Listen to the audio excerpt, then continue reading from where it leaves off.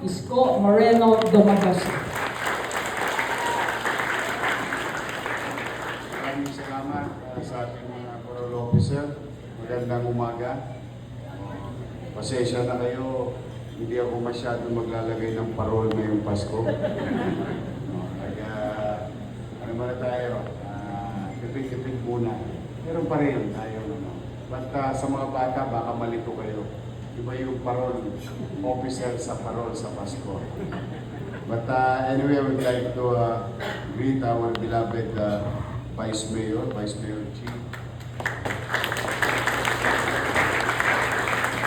Mga kausihal natin na narito at ang bagong miyembro ng Museo ng Maynila, representing 896 Barangay Chairman, our Liga President, Eric Caballero, ang mga direktor, Vice President, at opisyalis ng Liga ng Barangay ng Maynila. Ating mga atleta na naririto ngayon, mga batang Maynila. Sa kanilang mga magulang, ang mga batang Maynila ito, sama ng kanilang mga coach, ay nagbigay dangal sa ating lungsod.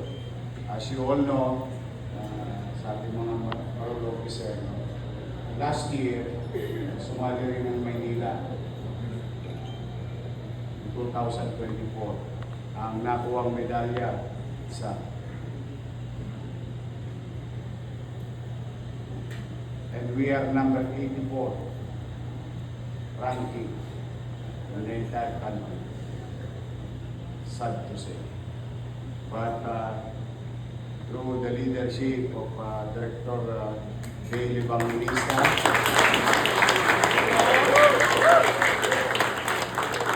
at sa punang bumubuo ng mga kasama niya, mga magulang ng mga batang nandito na sumuporta sa kanilang anak, mga coach at atleta, ang Maynila ay nagkamit ng 43 gold medals.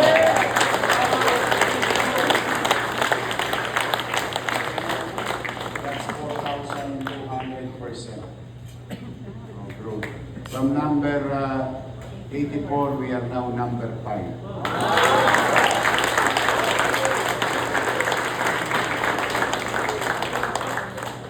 Special mention ko lang sila Patricia May Santos, 6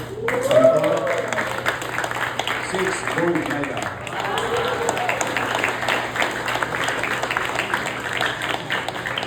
Pwede rin talunin si Michael Phelps.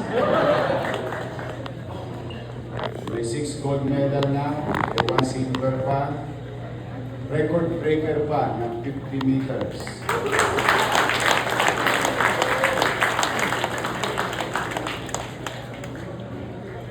Shiblon Montera, 3. Joby Rosario, 6 gold.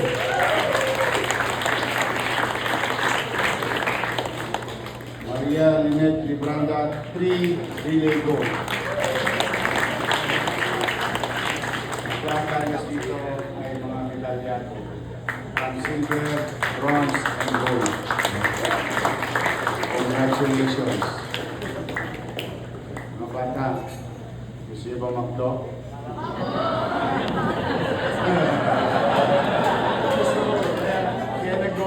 Kaya nag-gold eh. Kaya nag-gold eh. Dahil, gusto niyo bang ipasyal niyo yung parents niyo? Gusto niyo bang i-treat yung coach niyo? Lahat kayo tatanggap ng 10,000 pesos.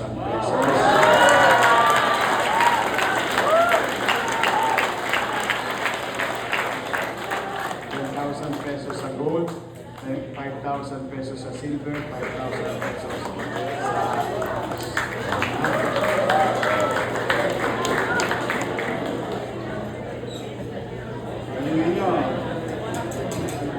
pasensya na kayo, kaunti lang yan. Gusto ko lang kahit pa paano, meron man lang kayo maiuwi. Or you treat yourself.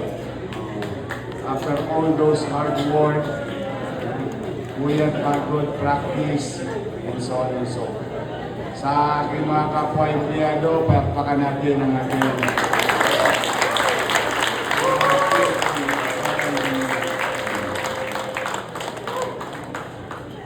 next year, kaya nyo ba mag-number 1? Talaga? Bagay. Nagawa nyo nga yung parang imposible. From number 84 to number 5. Just imagine. Tingin ko, hindi imposible na mabalik sa number 1 ang Maynila.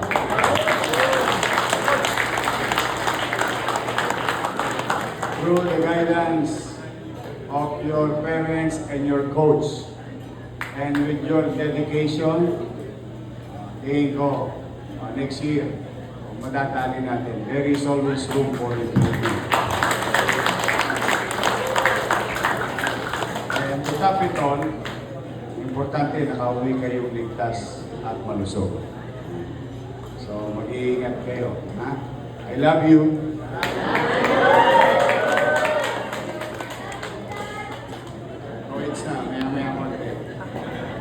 Tutulungan ako ni Vice Mayor. Kasi may hinihintay yung mga empleyado.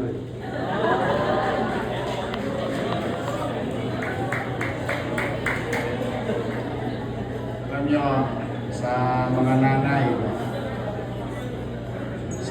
nanay ng batang ito, sa aking mga kasama sa national government, PGMP, Parole Officer, PNP, and so on and so forth. Halos isang linggo kong sinisilihan ng puwet. Kinakabahan ako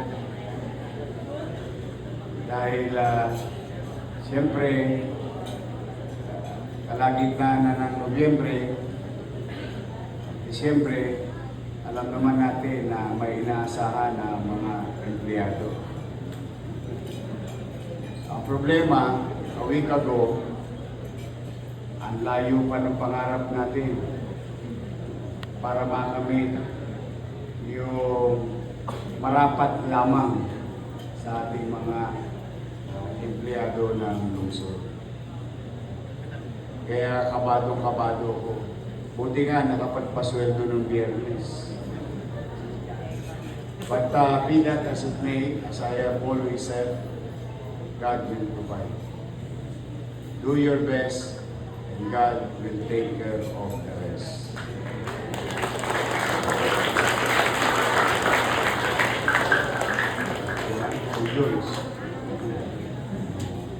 Nakita may mga batang atleta nito, pinalingan nila. Napagtagumpayan nila. Now, with all the hardship, fiscal hardship na pinakaharap natin, nais ko lang papasalamatan yung effort ng ating mga empleyado sa City Treasurer's Office. Sila Paul,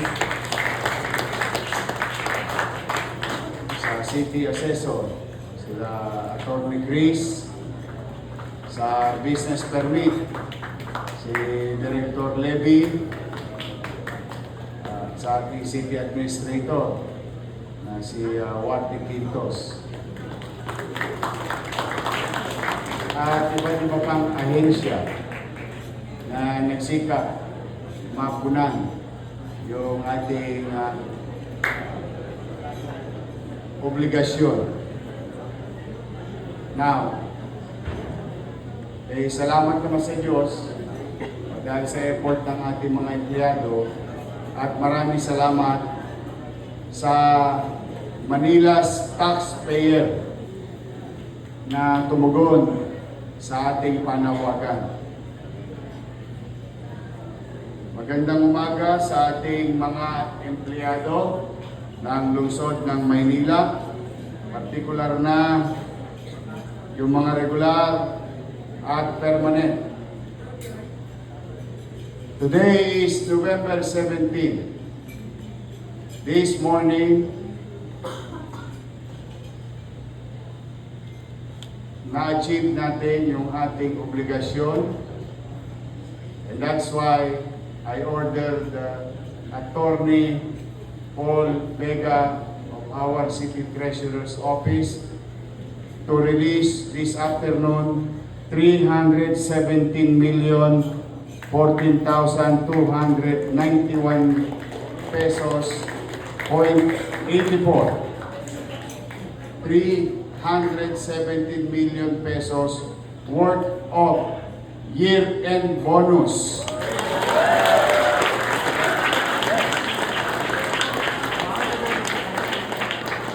At hindi lang bonus yung nagawa natin ng paraan. Kasama pa cash gift. So sa ating mga empleyado, mamiyang mananghali, tingnan nyo na ang ATM ninyo.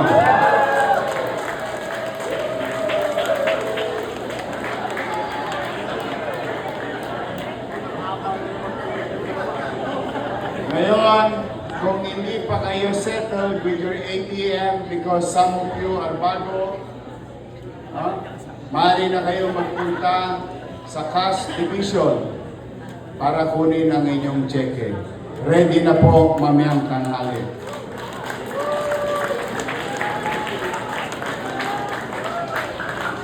Kalahin ninyo,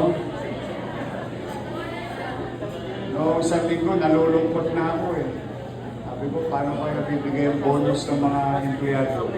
Dahil walang pala talaga. Hand to mouth. But again, as we have committed ourselves, gagawin natin lahat ng mga kaya natin, 10 ng ating mga department head na maging masinop sa mga gastusin at maproteksyonan din bukod sa mga taga Maynila ay yung ating mga empleyado na umaasa din sa kanilang sweldo. Kaya mga taga City Hall, pakape naman kayo. I'm happy for you and marami pa akong kakaharapin na ilang gagastusan sa mga darating na linggo na obligasyon din natin sa ating mamamayan. But for now, salamat sa Diyos na itawid natin ang November 17.